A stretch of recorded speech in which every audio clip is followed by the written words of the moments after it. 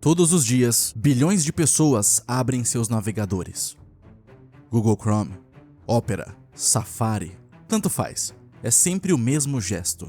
Clica no ícone, digita alguma coisa e a mágica acontece. É um ato tão automático quanto trocar a marcha do carro ou abrir uma porta. Você nem precisa pensar, só faz. Tipo atualizar o feed pensando que vai de alguma forma diminuir seu sofrimento. O navegador é uma ferramenta indispensável dos seres humanos do mundo moderno. Ele está no seu computador, no seu celular, no caixa eletrônico, até na sua Smart TV. Presente em tudo, importante para tudo. E, ironicamente, quase ninguém para pensar em como o navegador funciona. Só usa. Você usa o navegador como quem usa o chuveiro, por exemplo. Gira a torneira, espera sair a água e a água sai. Sempre sai. Mas o que acontece por trás da parede? Qual encanamento faz a água sair? De onde vem a água? O que é água? Poucos se perguntam. E menos ainda sabem. E é por isso que estamos aqui hoje. Não para falar de água, mas do navegador. Tudo começa no navegador. Aparentemente inofensivo, com uma interface limpa, ou às vezes nem tanto, dependendo do navegador que você utiliza. Um campo de busca, alguns botões, abas abertas, extensões. Parece apenas uma entrada para um universo de informações e sites de aposta. Algo inofensivo. Mas por trás da barra de endereço existe uma máquina. Uma máquina complexa, poderosa, que trabalha o tempo todo. E essa máquina tem um propósito que você provavelmente nunca parou para imaginar. Hoje nós vamos abrir essa caixa preta e conhecer os bastidores. Tudo o que acontece por trás dos navegadores de internet. Vamos ver como eles surgiram, o que está por trás e o que isso tem a ver com você. Coloca a tela cheia e seja bem-vindo.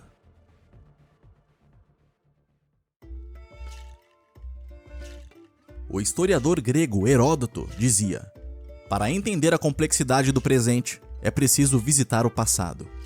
Então vamos fazer isso. Vamos dar um pequeno passo para trás. Um passo minúsculo, mas importante para compreender como os navegadores, como por exemplo o Internet Explorer, vieram à existência. 8000 a.C.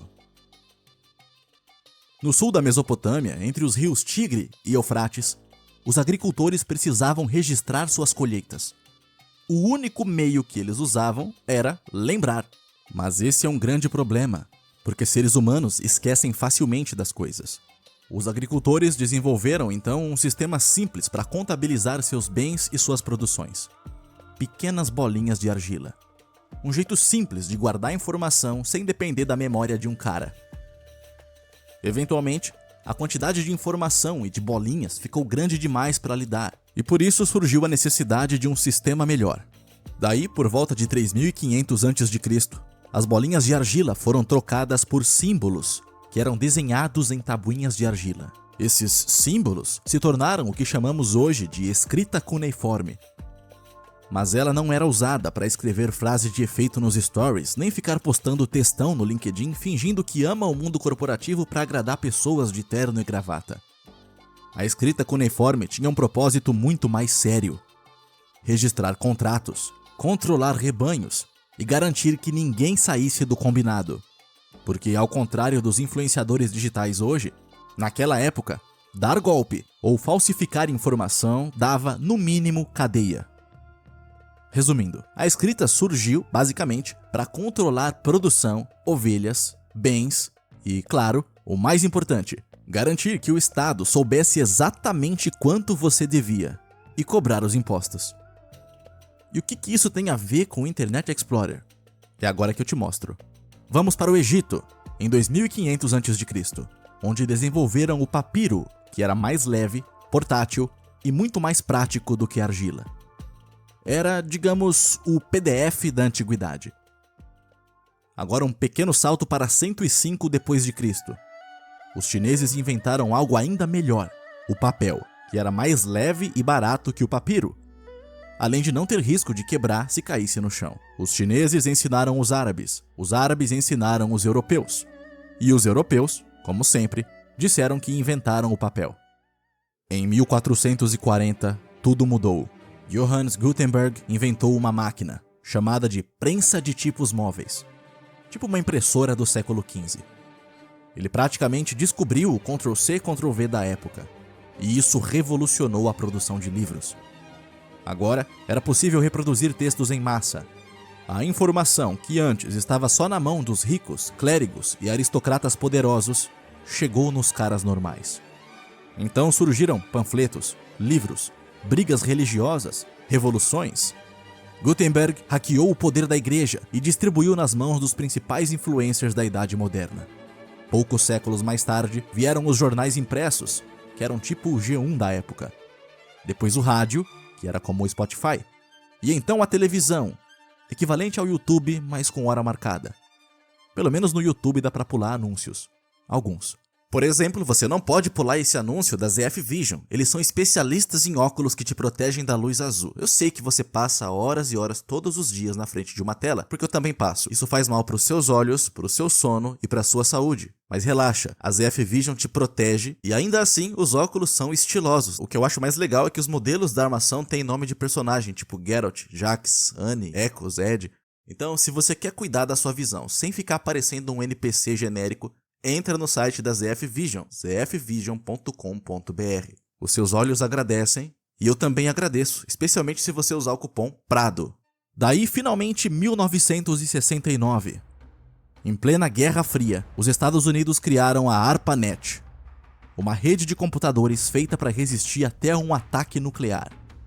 Foi o início da internet. 2 anos depois, em 1971, enviaram o primeiro e-mail da história. E foi aí que tudo começou a desandar de vez. A ARPANET era uma rede rudimentar, usada para objetivos militares e acadêmicos. Eles não faziam ideia de que, décadas depois, isso seria usado para divulgar jogo do Tigrinho e assistir a vídeos de um cara chutando uma bola e gritando "receba". Obrigado, Gutenberg. Em 1990, Tim Berners-Lee desenvolveu a World Wide Web, a famosa WWW. Ainda não era exatamente navegador. Era um sistema simples que servia para conectar documentos e informações na internet usando links. Nada muito avançado, só uma invenção que, sem querer, acabaria mudando absolutamente tudo. 3 anos depois, 1993, nasce o Mosaic, o primeiro navegador gráfico de verdade. Até esse momento, navegar na internet era difícil para pessoas normais. O Mosaic foi um grande salto tecnológico. Foi o equivalente a passar do cavalo para o Fusca em termos de experiência do usuário. Graças ao Mosaic, agora era possível ver imagens e texto juntos, na mesma tela. Esse grande salto tecnológico foi responsável por fazer a navegação na internet deixar de ser uma atividade para pessoas de óculos e camisa xadrez, para se tornar uma atividade acessível para pessoas normais. No ano seguinte, em 1994, nasce o Netscape, baseado no Mosaic. Com uma interface colorida, amigável, cheio de botões e menus, com aquela estética Windows 95 que dava a sensação de que a internet estava começando a ficar interessante. A experiência do usuário se tornou ainda mais confortável e começava a dar o formato do que a gente conhece hoje. O Netscape fez sucesso, estou falando de 80% do mercado. Mas esse império não durou muito tempo.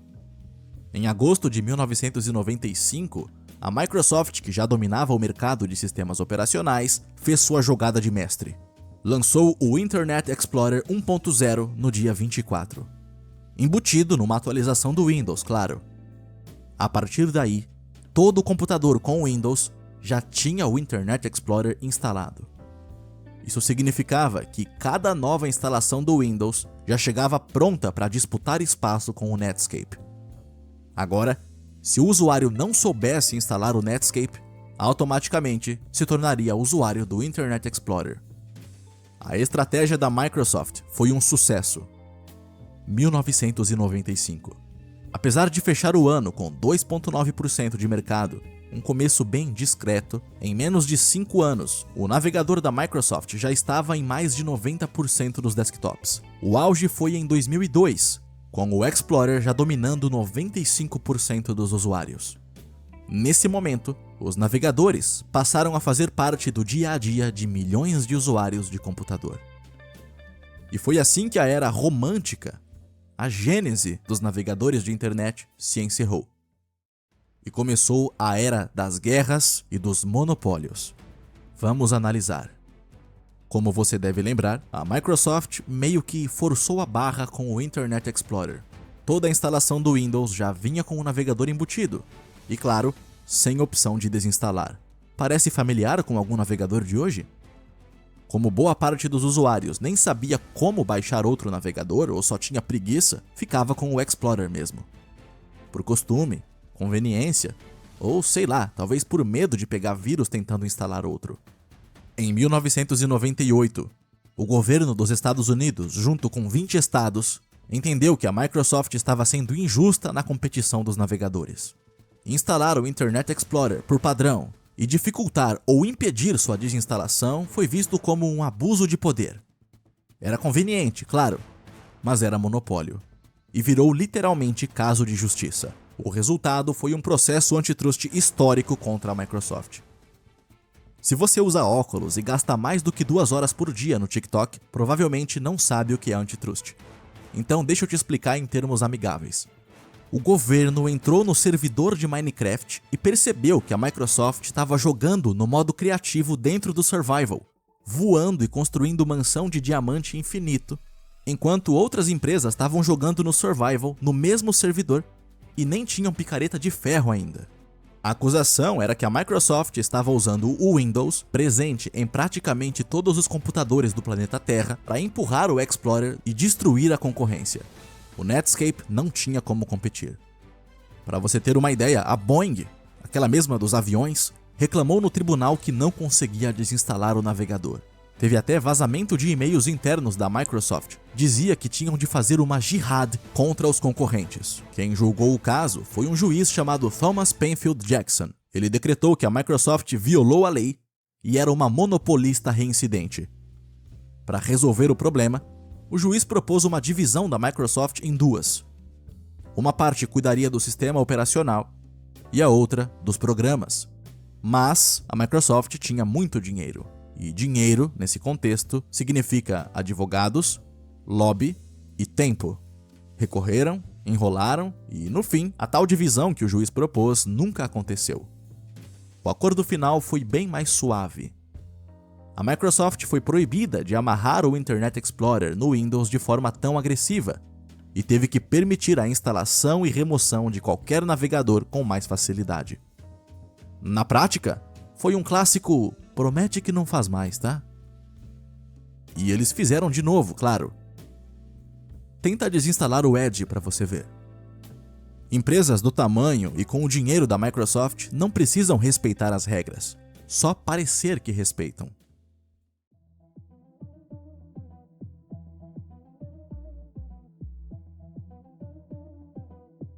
Por muitos anos, o Explorer reinou. Reinou mesmo sendo lento, mesmo com algumas falhas aqui e ali, e com a experiência que dava vontade de jogar o computador pela janela. Quem navegou no começo dos anos 2000 sabe do que eu tô falando. Mas o mundo mudou. Em 2004, a Mozilla lança o Firefox, e a história começou a ficar diferente. Leve, mais rápido, com abas, com bloqueador de pop-ups, open source e sem aquela lentidão típica que todo mundo detestava. Vamos falar mais do Firefox em breve.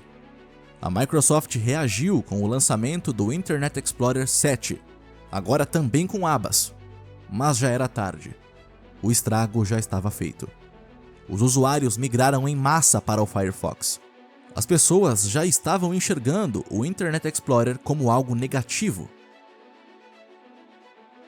Em 2009, lançam o Internet Explorer 8, tentando mostrar serviço, mas pouco adiantou. Em 2010, vem o baque. Pela primeira vez, o Internet Explorer cai abaixo de 50% de participação de mercado. Em 2012, o inevitável aconteceu. Google Chrome ultrapassou o Internet Explorer. Nesse ponto, já era. Internet Explorer 9, Internet Explorer 10, Internet Explorer 11. Tentativas desesperadas de tentar recuperar a confiança dos usuários. Mas era tarde, muito tarde.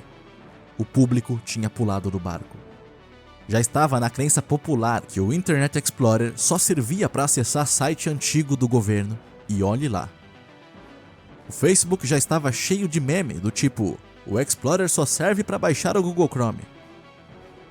Em 2015, a Microsoft lançou o Edge e deixou o Explorer em segundo plano. Ainda dava para abrir, mas ficava meio escondido no Windows. E ficou assim até 2022. Finalmente, depois de quase 30 anos, no dia 15 de junho de 2022, o Internet Explorer foi oficialmente aposentado. Em 2023, veio o enterro. A Microsoft soltou uma atualização que desabilitou o navegador para sempre. Hoje, ele sobrevive apenas como um modo compatibilidade escondido dentro do Edge, ativado apenas em casos bem específicos, geralmente por empresas que ainda precisam rodar um sistema legado. O Internet Explorer foi o imperador velho que se recusou a sair do trono.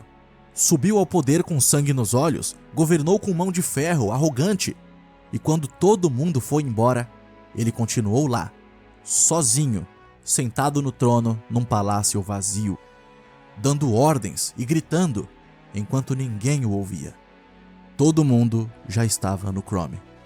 Ninguém voltou. E lá, sozinho em seu trono, em seu palácio vazio, o Internet Explorer adormeceu para sempre. E virou o que todo gigante da tecnologia teme virar: história. No começo dos anos 2000, não tinha muita opção. Ou você usava o Internet Explorer, ou você usava o Internet Explorer. E foi no dia 23 de setembro de 2002 que começou a história de um concorrente de verdade. Finalmente alguém à altura. Nasceu o Firefox, ou melhor, o Phoenix 0.1. Esse era o nome original. Com interface limpa, com abas, gerenciador de downloads, extensões e a promessa de carregar páginas em metade do tempo. Era tudo o que a Microsoft não conseguia. Mas rapidamente surgiu o primeiro dilema. Phoenix era o nome de um fabricante de BIOS, tinha que trocar. A solução foi trocar o nome para Firebird. Se você trabalha com TI ou usa óculos, você sabe que Firebird era o nome de um outro projeto de banco de dados. Por conta disso, tiveram que trocar o nome de novo. Finalmente, no dia 4 de fevereiro de 2004, nasceu o nome que todo mundo conhece: Firefox, inspirado no panda vermelho. Nunca foi uma raposa de verdade. No dia 9 de novembro de 2004, o Firefox 1.0 chegou com tudo.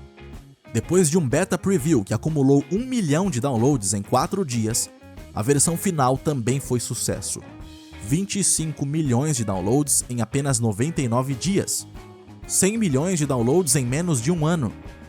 A imprensa, que até então só falava de Microsoft e Google, teve que dar atenção para um peixe pequeno. New York Times, Wired e vários outros veículos de mídia queriam entender o que estava acontecendo. O crescimento foi assustador. Em 2007, chegou o Firefox Sync, grande inovação. Favoritos e senhas agora podiam ser sincronizados entre dispositivos. Hoje parece básico, mas na época era revolucionário. Em 2008, o Firefox 3.0 conseguiu 8 milhões de downloads num dia e entrou para o Guinness com esse recorde. Mas aí, em setembro de 2008, surgiu um predador: Google Chrome. Mais rápido, mais simples e, claro, com dinheiro, marketing e poder do Google. Além da interface ainda mais amigável, desempenho ainda mais impressionante, o Google Chrome tinha suporte total com o ecossistema Google. E claro, como todo mundo usava o google.com como página inicial, o site carinhosamente sugeria o download do seu próprio navegador. Experimente o Chrome, é mais rápido.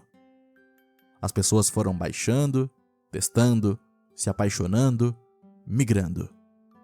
Por conta disso, o Firefox teve que fazer alguma coisa. Em março de 2011, A Mozilla lançou o Firefox 4 e foi sucesso. 7 milhões de downloads em 24 horas. No ano seguinte, 2012, o Firefox chega ao seu auge, com cerca de 450 milhões de usuários ativos. E o Firefox se tornou o clube dos nerds descolados preocupados com privacidade. E com muitas inovações, como o Facebook Container. Além disso, outras duas tecnologias, o bloqueio de fingerprinting e aplicou o sandboxing. Mas, obviamente, nem tudo são flores. Em novembro de 2017, a Mozilla lançou o Firefox Quantum, uma tecnologia que prometia mais velocidade e mais economia de memória RAM. Um salto técnico.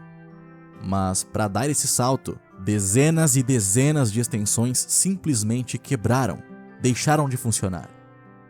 E como um dos maiores atrativos do Firefox eram as extensões, muita gente abandonou a raposa de fogo por aí mesmo e foi para o Chrome.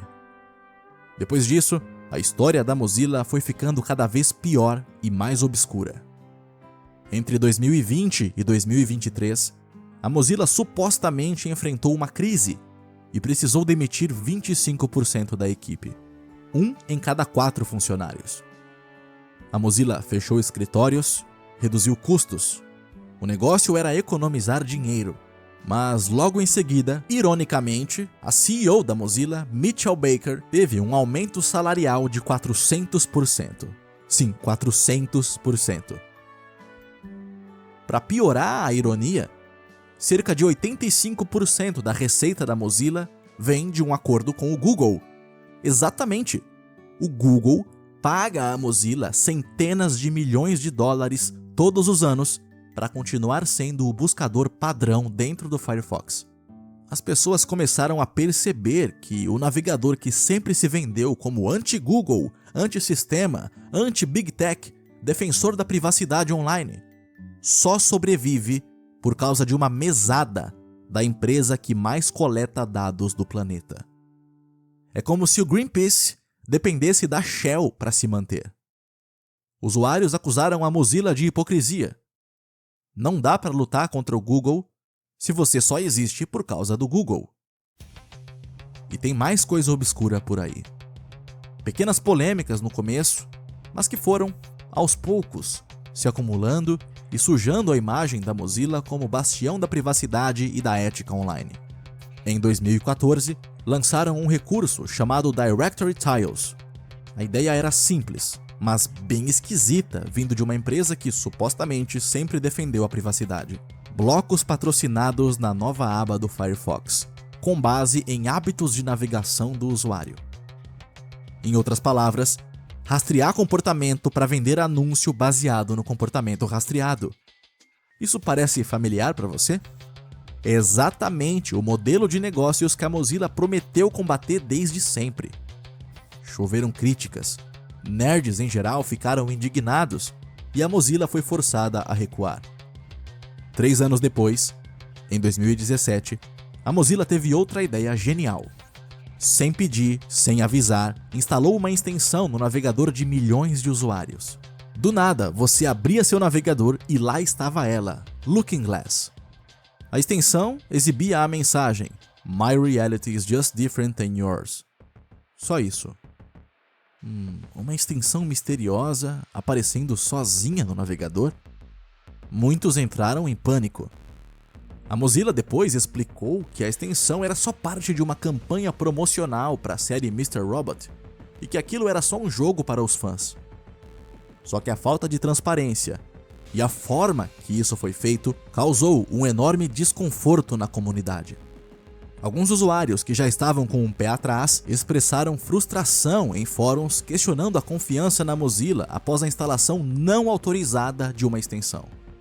Isso causou o aumento das discussões sobre privacidade e o controle do usuário, especialmente levando em conta como a Mozilla se posicionava sobre esses assuntos, pelo menos no discurso. A Mozilla reconheceu o erro e moveu a extensão para a loja, permitindo que quem quisesse instalasse. A desconfiança do público só aumentou. Se eles fazem isso por causa de uma série, o que será que fariam por dinheiro? Por fim, em 2025 veio o golpe final. o golpe que fez toda, ou pelo menos grande parte, da comunidade do Firefox entrar em decepção. A Mozilla removeu da sua seção de perguntas frequentes a frase que era praticamente um mantra do navegador: "Nunca venderemos seus dados." Removeram a frase. No lugar, deixaram uma mensagem cheia de rodeios, dizendo que não vendem dados do jeito que a maioria pensa. Mais desconfiança, mais decepção.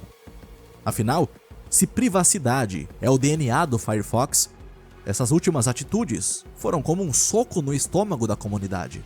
A justificativa oficial foi que o termo venda de dados tem diferentes significados legais dependendo do país.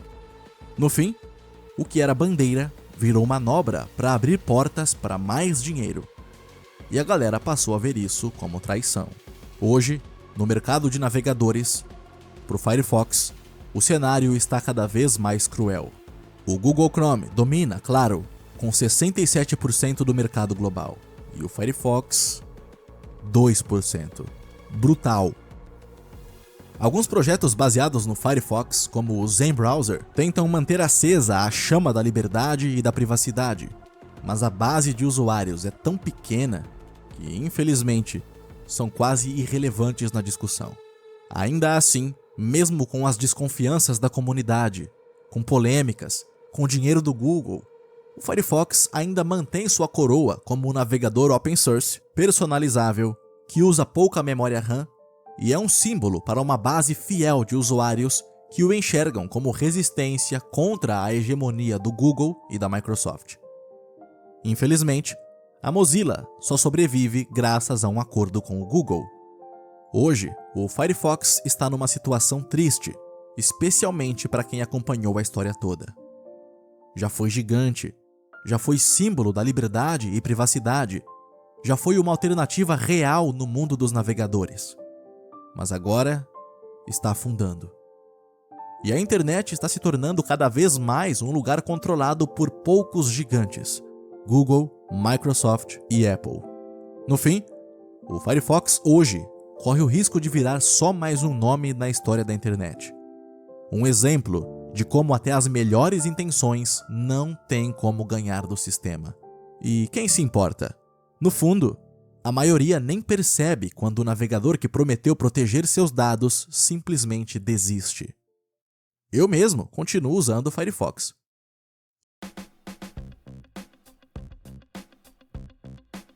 Enquanto o Firefox ainda tentava disputar com o Internet Explorer, o Google estava preparando sua arma definitiva.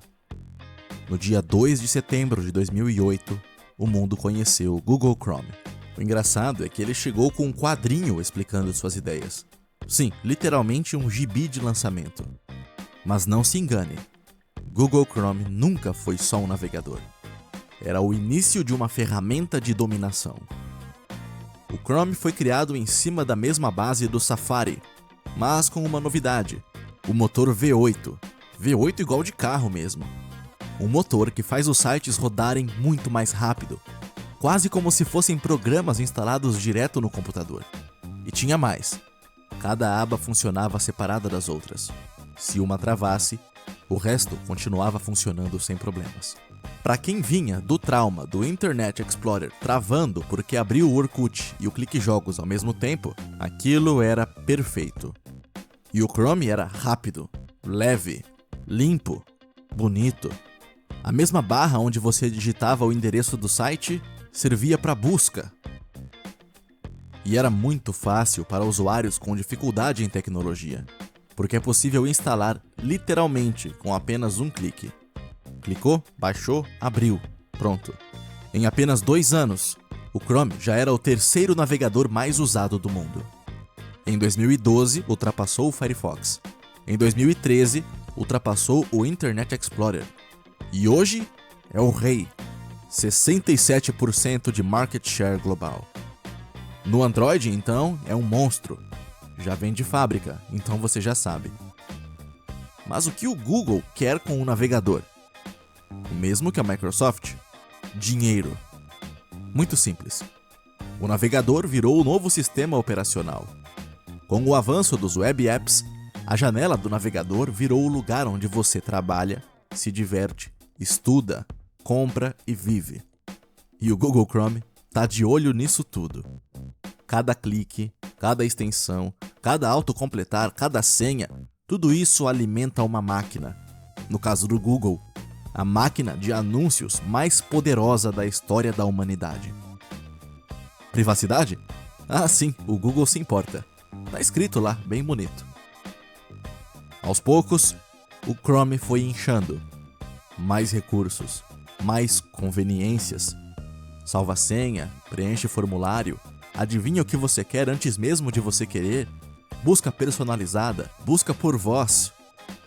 Mas conveniência, na Big Tech, é um apelido para vigilância. Porque o Chrome loga você automaticamente com sua conta Google. Todo o seu histórico de navegação vai direto para a nuvem. Muitas extensões têm acesso total às páginas que você visita. E aquele modo anônimo só impede que outros vejam seu histórico no seu computador. O Google ainda sabe de tudo. Ainda sabe que é você, mesmo sem conta logada. Vamos falar de polêmica. Em 2018, milhares de usuários perceberam que, ao fazer login no Gmail, o Chrome automaticamente fazia login no navegador também, sem perguntar se o usuário queria. O navegador, agora, era apenas mais uma interface da sua conta. E aí veio o Manifest V3, uma mudança na arquitetura das extensões que, na prática, limitou profundamente os bloqueadores de anúncios. A desculpa da Google foi segurança.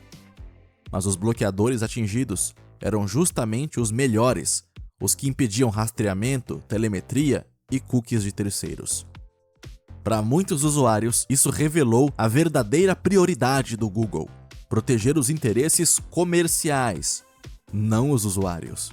Coincidência? Ou será que o Google percebeu que vender anúncios estava ficando difícil enquanto milhões de usuários estavam usando Adblocker?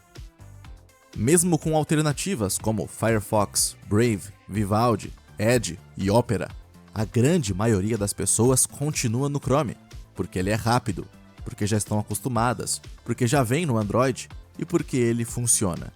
E claro, porque os serviços do Google funcionam muito melhor dentro do próprio Chrome. Infelizmente, o Chrome venceu. Não porque é o melhor navegador, mas porque veio com os dados, com o dinheiro e com a propaganda certa. A Alphabet, dona do Google, é a dona da rua onde todo mundo tem que passar.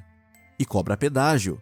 Muito caro, mas em forma de dados pessoais. Seu histórico, seu tempo em cada site, seus cliques, tudo aquilo que você digita. O que devia ser só uma ferramenta para acessar um site, se transformou numa máquina de mostrar anúncios. Se você acha que eu estou exagerando, veja quanto dinheiro a Alphabet tem, mesmo com grande parte das suas ferramentas sendo grátis. De onde vem tanto dinheiro? O Chrome se tornou a caixa registradora do maior shopping de dados do mundo. E você? Bom, você é o produto à venda nesse shopping.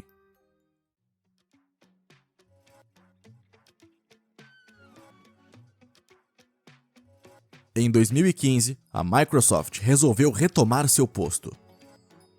Como o Internet Explorer já tinha má fama e era conhecido apenas como o navegador que servia para baixar o Chrome, a ideia era recomeçar do zero. E eis que nasce o Project Spartan. O nome até parecia legal, com referência à franquia Halo, nome de guerreiro e tal, mas no fundo era o mesmo velho problema do Explorer, mas com roupinha nova. O navegador era rápido, tinha modo leitura e integração com Cortana, que ninguém usa, mas era cheio de bugs, incompatibilidades com extensões e sites que simplesmente não funcionavam. Ou seja, o Spartan nasceu, mas já veio bichado. Então, em 2019, a Microsoft fez o que ela mais sabe fazer quando algo não está dando certo.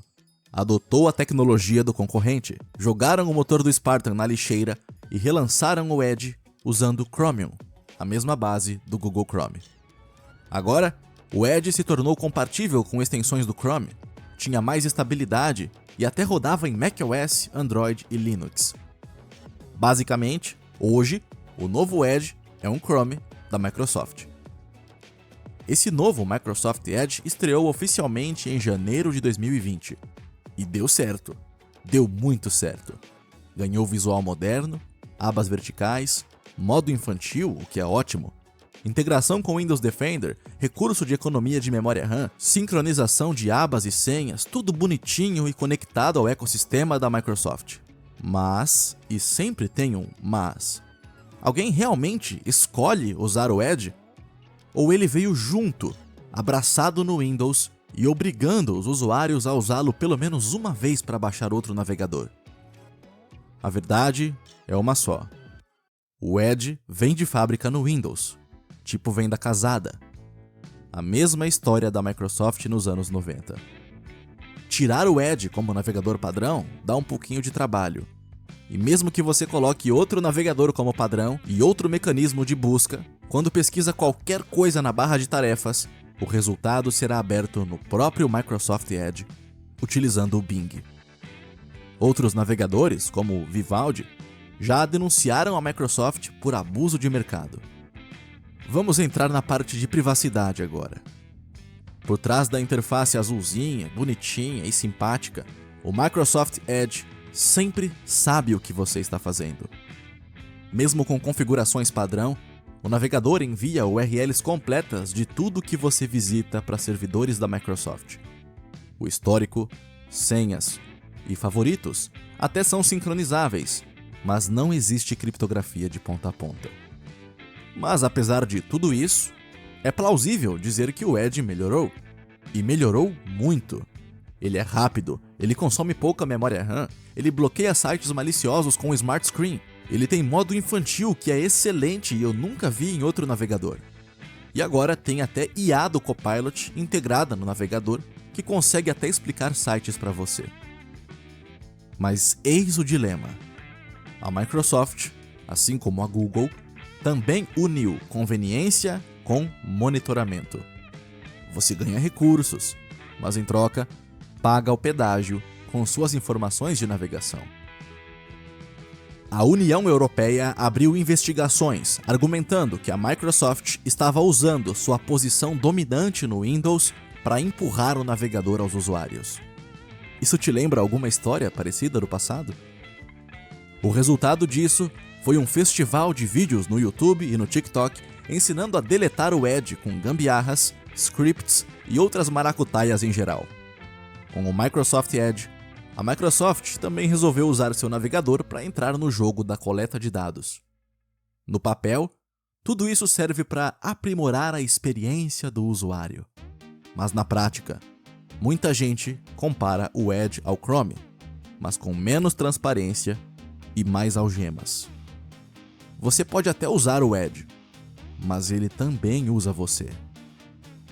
Em 2025, o Edge se mantém acima do Firefox no mercado global, especialmente porque ele está amarrado no Windows, mas a taxa de rejeição ainda é alta.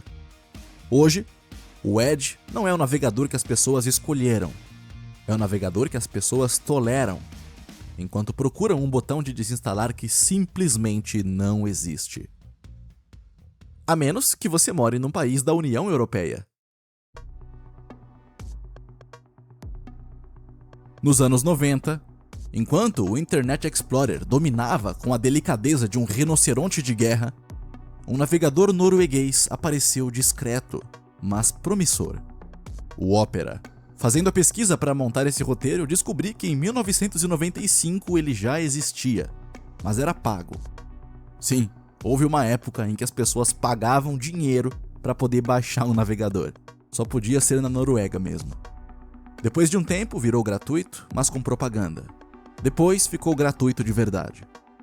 O Opera era o alternativo que tentava ser diferente, leve, rápido e com recursos que os grandões levariam anos para copiar. Por muito tempo, o Opera usava um motor próprio, o Presto. Até que em 2013, ele também se curvou perante o monstro e se tornou Chromium também. Hoje em dia, o Opera usa o motor do Chrome, mas com vários recursos a mais. Mas o que faz do Opera um navegador alternativo? Ele tem bons recursos? Vamos lá. O Opera tem coisa boa sim. VPN gratuita integrada, não é daquelas potentes tipo Proton VPN, mas quebra um galho. É mais um proxy do que um VPN. O Opera também bloqueia anúncios e rastreadores sem precisar de extensão. Além de contar com barra lateral com aplicativos embutidos, tipo Telegram, WhatsApp, Discord, e a assistente de IA, Aria. Também tem o Opera GX e o Opera Air, são duas versões diferentes do Opera, com várias funções e recursos diferentes para dois tipos diferentes de usuários. E se você usa um Android, o Opera Mini ainda roda bem até no Galaxy Pocket. O Opera ganhou muita força, especialmente em países pobres, porque é leve e não consome tanta internet assim. Parece ótimo e maravilhoso, não é mesmo? Mas tudo que tem seu lado bom, também tem seu lado mau. Desde 2016, o Opera pertence a uma empresa chinesa chamada Kunlun Tech. Nada contra a China, mas se você é uma pessoa que se importa com privacidade online, saiba que o governo chinês possui poder amplo para acessar dados armazenados por empresas, incluindo empresas privadas. Se uma empresa opera na China ou tem infraestrutura lá, ela pode ser obrigada a entregar quaisquer tipo de dados por motivos de segurança nacional. De que dados estamos falando? No caso do Opera, URLs visitadas, downloads, favoritos, ID de dispositivo, localização e até o tamanho do seu monitor por algum motivo. Sem contar que o Opera compartilha seus dados de navegação com empresas, como Google, Facebook, Yandex e outros parceiros comerciais, como dizem no FAQ. No Reddit, é comum ver pessoas chamando o Opera de spyware. O Opera se vende como defensor da privacidade. E olha, se você comparar com o Chrome, ele realmente coleta bem menos dados. Mas o problema é a contradição. Eles dizem que tem VPN sem logs, legal. Mas também sincronizam seus favoritos, históricos, senhas, sem criptografia de ponta a ponta. Não é legal. Oferecem IA, legal. Mas utilizam um sistema de coleta e envio de dados para melhorar o produto. Não é legal. No fim das contas, o Opera sai como mentiroso. Diz que se preocupa com privacidade, mas não banca até o final. E vende suas informações para parceiros comerciais, que pode ser qualquer um com dinheiro. O Opera nunca foi top 3, nem top 4, mas possui uma base de usuários fiel, especialmente na Ásia, na África e aqui na América do Sul. Em 2025, o market share global do Opera está em torno de 2%, segundo os rankings mais otimistas. A maioria dos usuários chega pelo celular no Opera Mini. No desktop, tem quem use pela leveza e pelos recursos extras, e também tem os nerds que gostam de sons de teclado mecânico enquanto digitam no Opera GX. O Opera é tipo aquele navegador que tenta ser o diferentão, e em vários aspectos ele consegue. Tem dezenas de recursos, inovações, que outros navegadores copiam depois de meses ou anos. E o Opera tem uma interface diferente, que agrada muita gente. Mas ele também é cheio de pequenas contradições. Coleta dados demais para quem se diz a favor da privacidade e anda de mãos dadas com uma holding chinesa que levanta algumas sobrancelhas aqui no Ocidente. Se você está cansado de ser rastreado a cada clique e quer navegar sem se tornar estatística, eu tenho uma boa notícia. Existem alternativas. É claro, no mundo da internet nem tudo são flores, mas eu não quero que esse vídeo seja só pessimista, apesar de ser bastante pessimista. Então te convido para analisar alguns navegadores, além dos seus prós e contras. Nascido em 2016, o Brave não é perfeito, mas pelo menos é um bom navegador e transparente. O Brave bloqueia anúncios e rastreadores nativamente, sem precisar de extensão. Ou seja, dá para assistir YouTube sem propaganda. O Brave é baseado no Chromium, então é compatível com todas as extensões da Chrome Web Store. E como todo navegador Chromium, ele é rápido, ele é leve e funciona com praticamente tudo. Além disso, ele possui um modelo onde o usuário é pago para aceitar anúncios. Esses anúncios, segundo a Brave, respeitam a privacidade do usuário e não são invasivos. Quem aceita ver, recebe um token chamado BAT, Brave Attention Token. É meio estranho, obscuro, mas é honesto. Bom, parece perfeito, né? Mas tem alguns detalhes. O programa de anúncios pagos tem algumas pegadinhas. O usuário que opta por ver propagandas recebe-as na sua página inicial. Ao ver as propagandas, recebe em batch, mas para movimentar esse dinheiro dá trabalho. Para usar os tokens, o Brave obriga você a criar uma conta na Uphold, e aí começam os problemas. A Uphold cobra uma taxa fixa de $1 por transação. Só que o usuário médio recebe cerca de $1 por mês em batch, ou seja, o valor recebido é totalmente engolido pela taxa. Sai mais barato deixar o dinheiro parado do que tentar transferir. Então, no fim das contas, você fica preso na plataforma sem conseguir usar o dinheiro que ganhou. Além disso, no passado, usuários do navegador Brave que tentavam entrar no site da Binance tinham a URL da Binance modificada pelo próprio navegador, que redirecionava quem acessava o site da Binance para um link de afiliado. Ou seja, a cada transação do usuário na Binance pelo Brave, a empresa recebia comissão. E eles fizeram isso sem pedir permissão e sem avisar ninguém. De resto, o Brave é uma excelente escolha de navegador.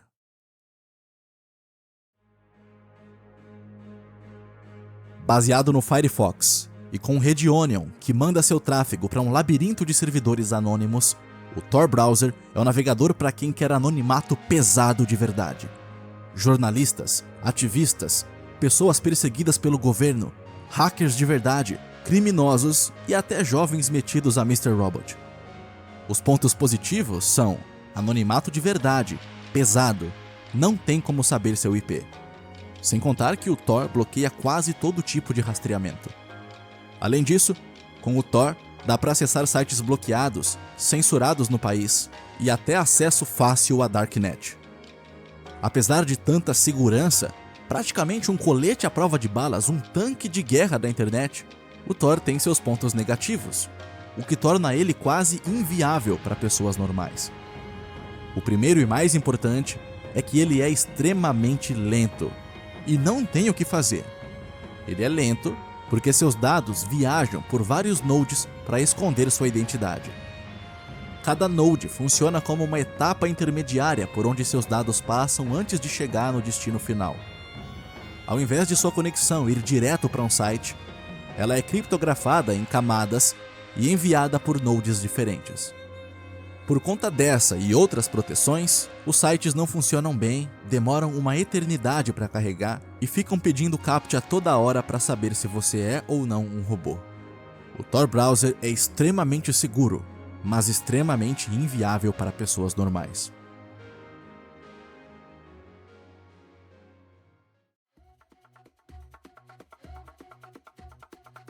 Imagina o Chrome, sem o Google. É isso que o Ungoogled Chromium oferece.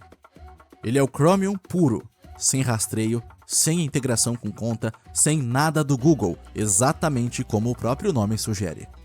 É a melhor opção para quem aprecia a performance e compatibilidade do Chrome, mas não está a fim de entregar seus dados de bandeja para a empresa que mais domina a internet. É um navegador muito leve, rápido, de código aberto e que roda todas, ou quase todas, as extensões do Chrome tranquilamente. Mas tudo tem seu preço, ele não atualiza sozinho. Você tem que ir lá e baixar a nova versão manualmente. Além disso, não tem comodidades como sincronização de favoritos, senhas ou abas. É cada dispositivo por si. Então, para usuários que não têm tanta familiaridade com tecnologia, pode ser desafiador. A interface é a mesma, mas algumas funções padrão do Chrome simplesmente não estão lá. É a versão desplugada do Google. É ótimo para quem sabe o que quer, mas é bem desconfortável para quem só quer abrir o navegador e sair abrindo sites por aí.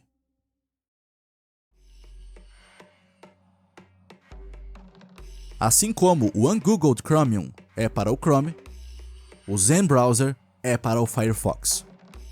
O Zen é um Firefox desplugado da Mozilla. E ele tem a proposta de ser rápido, leve e mais privado que o Firefox. E o melhor, não coleta seus dados. No site, eles afirmam que o foco do Zen é a privacidade do usuário. Infelizmente, ainda nem tudo no Zen é paz. O navegador costuma gastar um pouco mais de memória RAM e CPU que o Firefox original, o que é meio irônico, considerando que ele se vende como mais leve. A interface também ainda é inconsistente. A cada atualização tem coisa que muda de lugar, botão que some, opção que aparece do nada. Bom, é um projeto no começo, é bem bonito até. Mas tem um detalhe chato. Não há suporte a DRM, então não funciona Netflix, Prime Video ou outro tipo de streaming protegido. Se você quer navegar rápido, com mais privacidade e sem grandes vínculos com Big Techs, o Zen entrega. Mas se depende de mídia digital tipo DRM, talvez você vai precisar de um plano B. O Vivaldi é tipo aquele carro que o dono customizou tudo. É o navegador perfeito para quem olha para o Chrome e olha para o Firefox e pensa, até que tá bom, mas eu queria do meu jeito. Criado por ex-desenvolvedores do Opera, o Vivaldi é uma máquina de personalização. Dá para mudar literalmente tudo: visual, barra de ferramentas, atalhos, comportamento das abas, onde as abas ficam, quando as abas abrem, o que as abas fazem. O que existe dá para mexer. Ele já tem bloqueador de anúncios e rastreadores embutido. Ferramentas nativas como captura de tela, bloco de notas, cliente de e-mail e até um gerenciador de abas, que faz o Google Chrome parecer um navegador de 10 anos atrás. Mas todo esse poder e personalização tem um custo. O Vivaldi é pesado. Em PCs mais simples, o Vivaldi é muito pesado. A interface é tão cheia de opção que assusta usuários que só querem abrir o navegador e seguir a vida. Se você deseja controle total sobre o comportamento do navegador e tem máquina para isso, Vivaldi é um prato cheio.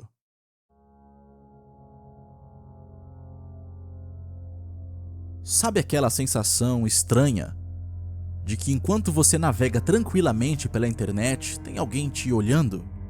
Tipo um ser invisível, de terno, anotando tudo, inclusive quantos segundos você parou para olhar para um anúncio de escova progressiva? Então, não é paranoia. É só a internet funcionando. Infelizmente, o mundo online não é um parque de diversões gratuito. Bom, na verdade é. Só que você é o brinquedo. E também a moeda de troca. Atrás de cada clique existe um motor girando sem parar. Servidores, desenvolvedores, bots, influencers, cookies que não são cookies. E alguém tem que pagar essa conta. Infelizmente, a melhor forma de fazer dinheiro para pagar essa conta é com publicidade personalizada. E para personalizar essa publicidade, eles precisam saber de você mais do que sua mãe, mais do que seu terapeuta, mais do que você mesmo. Mas como isso acontece? Quem está coletando o quê? Já ouviu falar de cookies? Não os do pacote. Tô falando daqueles arquivinhos simpáticos que os sites jogam no seu navegador para lembrar de você. Para guardar seu login, para lembrar seu idioma preferido, o que tinha no seu carrinho. Parece que o site se importa com você, né? Mas tem um lado B. Os cookies de terceiros. Eles não são do site que você está visitando. Eles geralmente são da empresa X, anunciante Y, do parceiro estratégico Z que você nunca ouviu falar, mas que, curiosamente, sabe que você está precisando de um tênis preto tamanho 42 com entrega grátis. Eles montam um perfil do seu comportamento digital, o que você clica, o que você ignora, o que você pensou em comprar mas desistiu porque estava caro, tudo isso é registrado. Além dos cookies, existe o fingerprinting. Fingerprint, em inglês, significa impressão digital. Mas diferente daquela digital que você deixa no copo, essa aqui é na internet e você nem percebe que está entregando. O fingerprinting não pede permissão, não aparece pop-up, não precisa que você aceite nada. Ele é invisível e é assustador. Ele reúne vários detalhes do seu navegador e do seu computador, como resolução de tela, plugins que você instalou, sistema operacional, seu endereço IP e até a forma como seu navegador desenha as letras na tela. Com tudo isso, Ele monta uma identidade única para você na internet, tipo um RG secreto digital. Mesmo se você apagar cookies, usar modo anônimo, eles ainda conseguem te reconhecer. É como se você pudesse trocar de roupa, raspar a cabeça, mudar de casa, mas o seu jeito de andar continua igual, denunciando quem você é. Scripts e trackers são códigos que ficam escondidos no site, coletando tudo. Por quanto tempo você ficou na página, onde clicou, o dispositivo que você está usando, de que site você veio. Enquanto você acha que está apenas lendo um artigo, existe uma equipe gigante do outro lado, mandando essa informação para servidores enormes para reunir o máximo de informação e montar um retrato seu completo. Depois de coletar seus dados, as empresas fazem o que sabem fazer de melhor: transformar tudo isso em dinheiro. Com tanta informação acumulada, elas montam perfis assustadoramente precisos do seu comportamento online. Por exemplo, não é apenas pessoa que gosta de tecnologia. Não, é usuário de 24 anos que usa Android, dorme tarde, frequenta a academia 2 vezes por semana, pesquisa por whey protein, não tem filhos, é solteiro, tem uma renda de X a Y e está pensando em trocar de notebook. Daí, em vez de mostrar um anúncio genérico, tipo, compre este tênis, aparece exatamente aquele tênis que você estava só pensando e que você tem condições de pagar. Você virou um produto refinado, numa espécie de feira de publicidade, onde agências e anunciantes brigam por sua atenção em tempo real. O preço é só privacidade, mas é baratinho para eles. Agora que seus dados viraram mercadoria, entra em cena o real protagonista da história: o algoritmo. O algoritmo não está apenas tentando te vender um controle de Xbox. Ele quer te manter olhando, clicando, engajando, reagindo, para prever você ainda melhor e continuar moldando seu comportamento com uma precisão assustadora. Para isso funcionar, ele precisa primeiro te colocar dentro de uma bolha de informação. Você começa a ver só aquilo que confirma o que você já pensa, que reforça o que você já gosta, que mantém sua atenção presa por horas. Parece confortável. Tudo no seu feed é feito sob medida. Mas é esse o problema. É feito sob medida. Você não descobre coisas novas, não ouve opiniões diferentes. O algoritmo não quer que você pense, ele quer que você fique. E esse é o perigo. Quando o algoritmo te prende numa bolha feita sob medida, tudo fora da bolha começa a parecer estranho. Ou pior, começa a parecer errado, começa a parecer loucura. Daí, quando você encontra alguém que não está na mesma bolha, você passa a enxergá-lo como um idiota. Não porque ele é um idiota, mas porque ele não viu os mesmos vídeos, os mesmos posts, os mesmos argumentos filtrados, ordenados e servidos por uma inteligência que só quer uma coisa: que você continue rolando, que você continue assistindo, melhorando ainda mais a capacidade de previsão do seu comportamento. E, sobretudo, convencido. Convencido de que você está certo e de que o outro está errado, e de que o mundo é exatamente como aparece no seu feed. A polarização não é acidente. É um subproduto perfeitamente previsível de um sistema que lucra cada vez que você discute, briga, comenta, responde comentário ou compartilha um print indignado. O mais irônico é que todos acham que chegaram naquela opinião sozinhos. A publicidade vira só a isca. O produto verdadeiro agora é o seu tempo, o seu foco, a sua visão de mundo. E no fim das contas, o que era para ser apenas uma pesquisa de tênis se torna uma manipulação de comportamento da população mundial em escala industrial. Mas relaxa, tá de boa. Você ainda pode escolher o que você assiste. Bom, você escolheu esse vídeo, né? Ou talvez ele foi recomendado porque o algoritmo sabia que você iria assistir. Enquanto você tá aí achando que modo anônimo é uma capa de invisibilidade, As Big Techs estão levando processos e investigação para tudo que é lado. Só que isso nunca chega no seu feed. Por que será? Vamos ver alguns exemplos. Google. Lembra daquela história de que no modo anônimo ninguém te vê? Mentira. Mentira feia. O Google foi denunciado por coletar a localização e várias outras informações dos usuários, mesmo dentro do modo anônimo. Isso virou processo de justiça no estado do Texas. E o governo dos Estados Unidos está na cola do Google por abuso de monopólio no Chrome.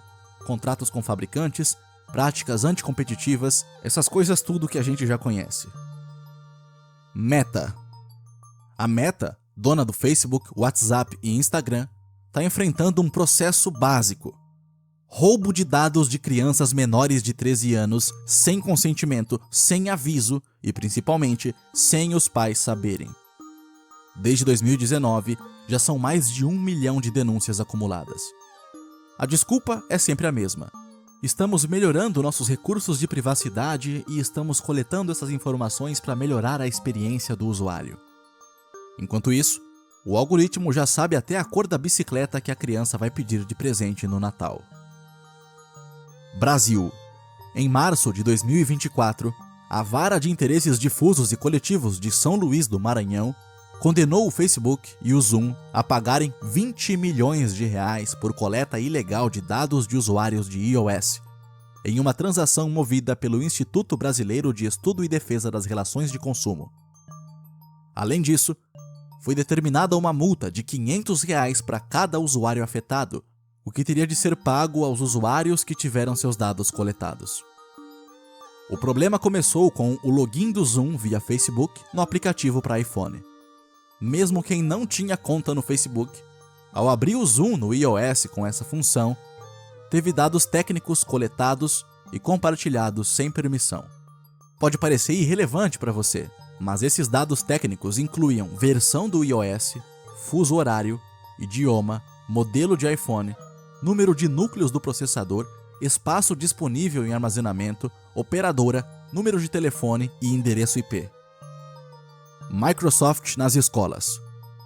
Na Europa, a Microsoft está sob investigação por coletar dados de estudantes sem permissão via Microsoft 365 Education. O motivo? A Microsoft se aproveitou da pandemia e empurrou contratos nas escolas, colocando a responsabilidade de proteção de dados nas próprias instituições, que, convenhamos, não tem estrutura nem para dar aula, imagine auditar a Microsoft. Essa vigilância afetou centenas de milhares de alunos na União Europeia.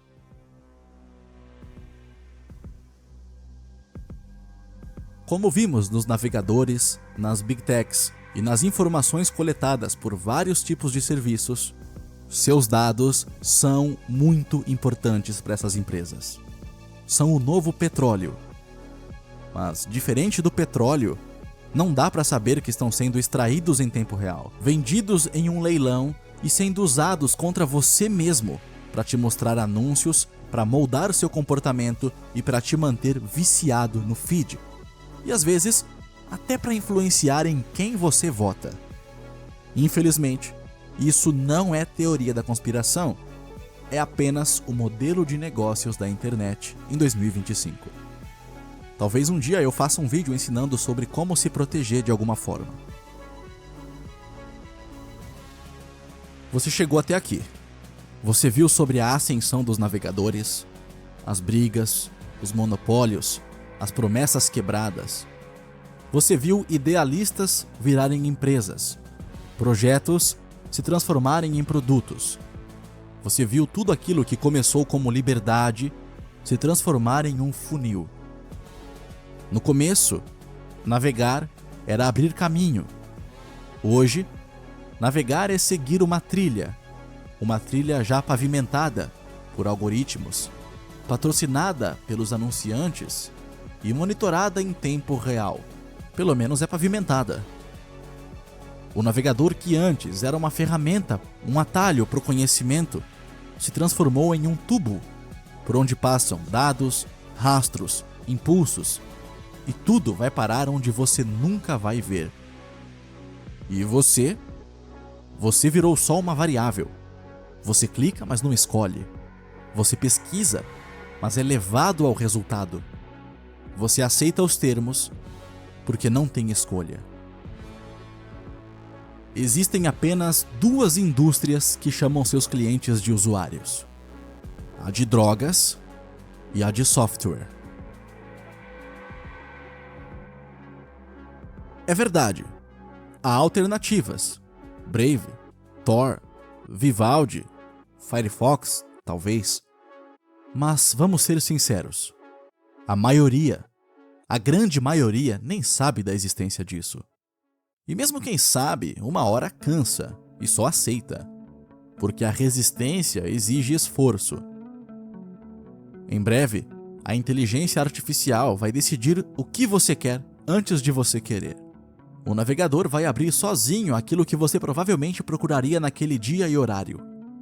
Seu histórico, seu comportamento serão usados contra você em tempo real.